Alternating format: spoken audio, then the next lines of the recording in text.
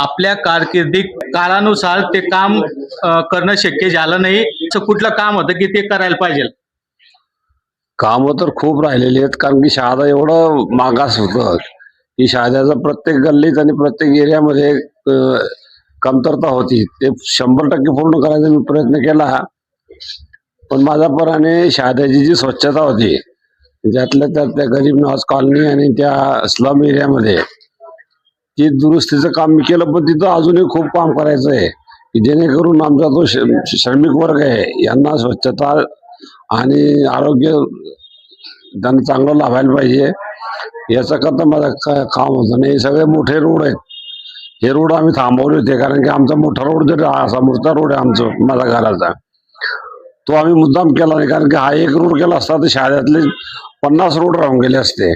म्हणून आम्ही अगोदर शहाद्यातले 50 रोड केले. म्हणजे सगळे मेन रोड अजूनही राहिलेले आहेत. ते मेन रोड आता रिपेअर करायचे आहेत, कारण की जिथं लोकांचा जास्तीत जास्त वापर आहे असा. परत अजून पाण्याची कमतरता बऱ्याच ठिकाणी आहे, कारण की अजून आम्ही 65% आहेत, अजून आम्हाला 4% अजून वाढवायच्या होत्या. तो प्रस्ताव आम्ही टाकला होता. तो प्रस्ताव खूप महत्वाचा आहे आणि तो मंजूर पण झालाय. त्याच्यातलं अर्ध काम सुरू झालेलं आहे.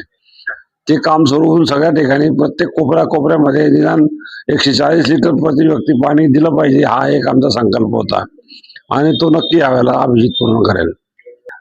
आता कौल दिला आहे दादांनी. आमचा शहादेसारखा नागरिक एवढा सुजाण आहे की कोणालाही म्हणजे सत्ता उपभोगू देत नाहीत.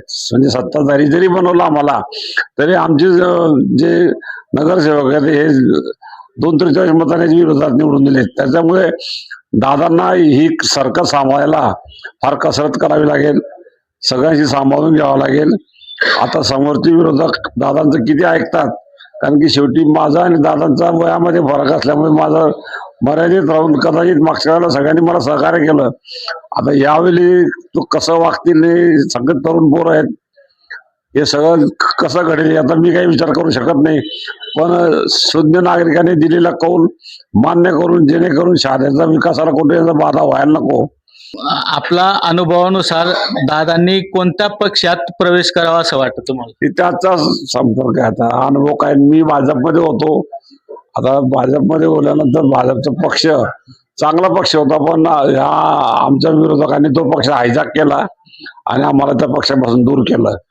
त्याच्यामुळे नाईलाजाने आम्हाला कुठलाही पक्ष न घेता आम्ही अपक्ष एंटिटी निवडली. लोकांना आपली प्रतिमा काय आहे ती बघायची आहे, म्हणून आम्ही अजून पक्ष कोणता निवडायचा. शेवटी मी काँग्रेस पक्षाचा माणूस, काँग्रेस पक्षातून मला घडवलेलं आहे.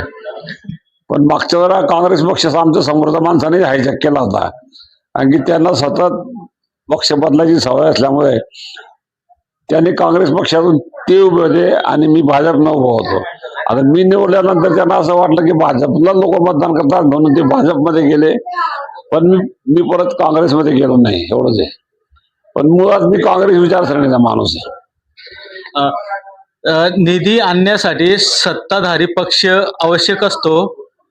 त्यासाठी एक शिवसेना, शिंदे गट किंवा भाजपा मधून आपण निवडण्याचे असेल तर कुठला निवडू शकतो? बघा, आपण जर प्रस्ताव बरोबर नेला आणि या प्रस्तावाची आवश्यकता आणि अडचण जर कधी सत्ताधारी समजावून सांगितली तर ते कोणाचाही पक्ष बघत नाहीत.